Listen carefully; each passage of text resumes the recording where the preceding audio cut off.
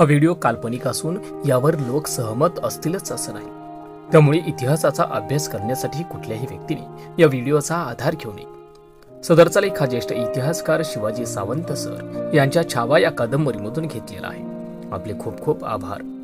छत्रपती शिवाजी महाराज आणि मिर्झा राजे जयसिंग यांच्यामध्ये पुरंदराचा तह झाला। त्यानंतर छत्रपती शिवाजी महाराज मिर्झा राजे जयसिंग यांना त्यांच्या शामियान्यात भेटायला गेले। तर इकडे कऱ्हे पठारावर पुरंदराच्या पायथ्याशी मिर्झा राजांचा केसरी रंगाचा आलिशान रजपुती शामियाना उभा होता।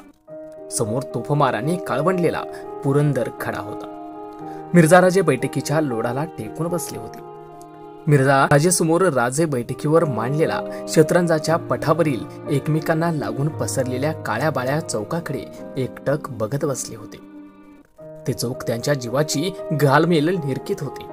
निकोलो मुनीचे हा गोरा साहब आपल्या मांडीवर थोराट टोपी ठेवून तिथे आदवीने बसला होता। तो मिर्झा राजांच्या तोफखान्यावरचा अधिकारी होता। शतरंजच्या अक्कलबाज खेळात त्याला चांगलाच रस होता। राजांच्या पापणीकडा लालावल्या होत्या। रात्रभर जागून त्यांनी मिर्झा राजाचा मुन्शी उदयराज आणि सुरतसिंग कचवाह यांच्याशी तहाच्या वाटाघाटी केल्या होत्या।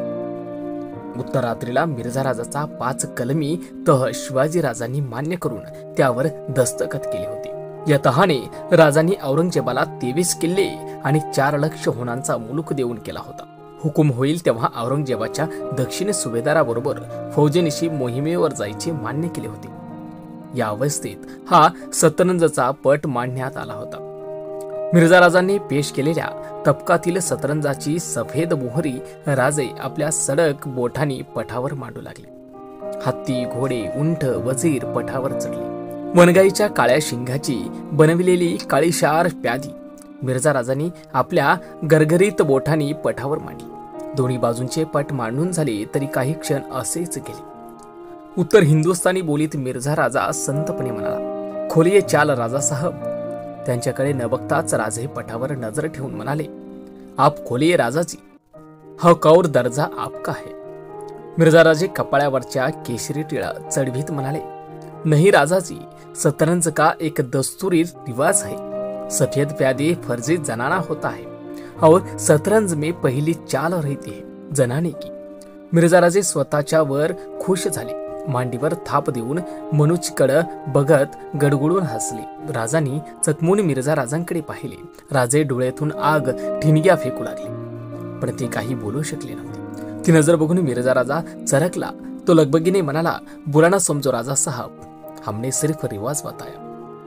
आप चाहते हो तो हम खेलते हैं पहली चाल। मिर्झा राजांनी राजांच्या पठारावरील सफेद प्याद्यांना आपल्याकडे घेण्यासाठी आपला हात पुढे केला। त्याचा हात मध्येच थोपवून आपल्या पठारावरचे एक प्यादे राजांनी पुढे सरकवले। खेळ सुरू झाला। बराच वेळ खेळ चालला होता। राजांचे शतरंजात लक्ष नव्हते। पठाच्या चौकात त्यांना मिर्झा राजांनी गिळलेली 23 गड दिसत होते। त्या चौकानी जगडून टाकलेले संभोराचे दिसत होते। रुजाम्यावर बसलेला निकोलो मुनीची आपल्या लाल नाकावर दाटणारे घामाचे थेंब अधूनमधून रुमालाने टिपत होता। राजे आणि मिर्झा राजे यांची प्यादेमार टक लावून बघत होता। राजांच्या चाली त्याला विचित्र वाटत होत्या। काहीतरी सफेद आणि काळ्या प्यादी आता पठावरून हटल्या होत्या।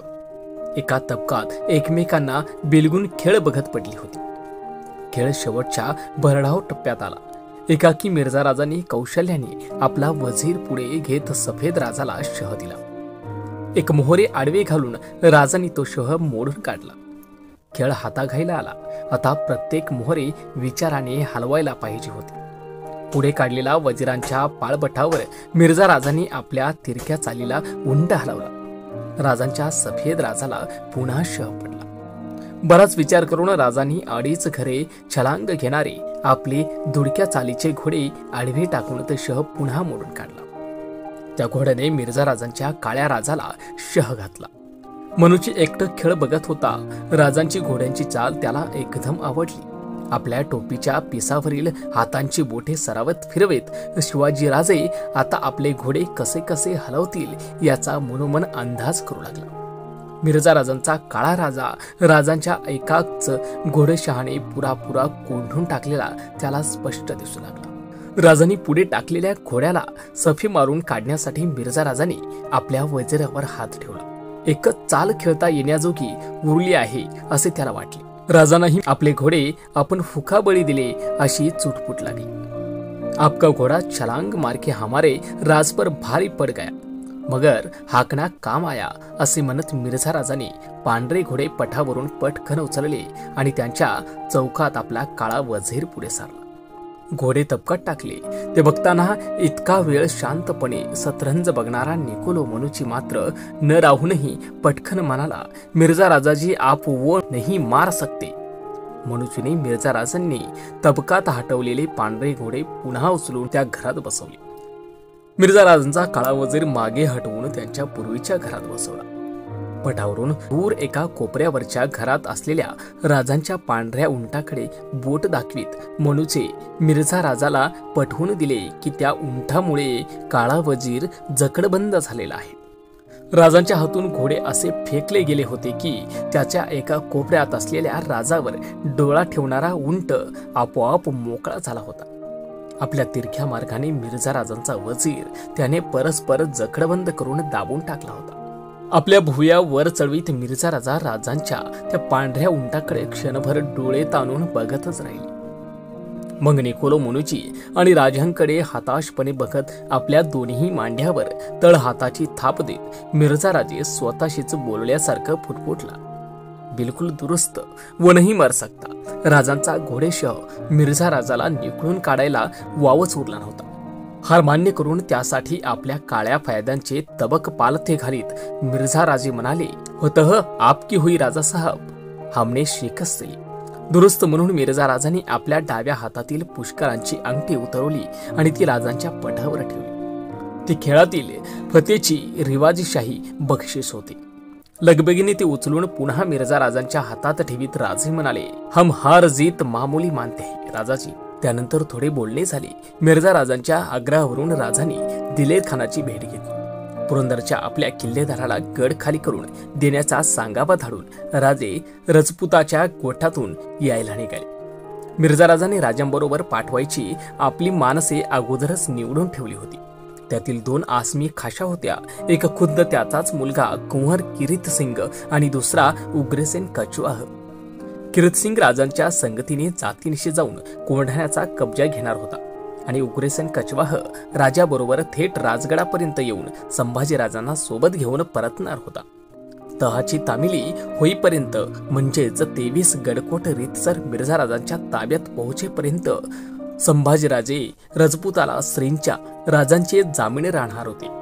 हा सगळा बनलेला मनसुबा बिलाकसूर पार पडावा म्हणून धूर्त आणि मुरब्बी असलेल्या मिर्झा राजांनी मध्यरात्री आपल्या शामियानात कुंवर किरत सिंग आणि उग्रेसर कछवाह यांना बोलावून घेऊन दोघांना 2 महत्वाच्या सूचना देऊन टाकल्या होत्या. आपल्या बच्च्याला कुंवर किरत सिंगाला त्यांनी बजावले, कुंवर संभल के रहना, वो शिवाजी राजा है, पहाड़ का शेर है. उग्रेसनला त्यांनी फारच सावधगिरीची इशारत घेऊन ठेवली. उग्रेसन ठीक परख लेना कि शिवाजी राजे आपका ही कुंवर तुम्हारे हवाले कर रहा है या नहीं. गाफिल मत रहना, हो सका है तो शिवाजी राजे किसी की भी बच्चा तुम्हारे हवाले कर देगा. मिर्झा राजांनी असा सगळा मोर्चेबंद डाव आखला होता. मिर्झा राजे शिवाजी राजांचा निरोप घेण्यापूर्वी पुन्हा एकदा मूळ विषयाला खुबीने हात घातला. राजा साहब, हम आपके बिदा दे रहे हैं, लेकिन बिदा देना हमारा स्वभाव नहीं. आप कुंवर शंभूराजे को भेज देना, हम शाही ढंग से उनकी रखवाई करेंगे.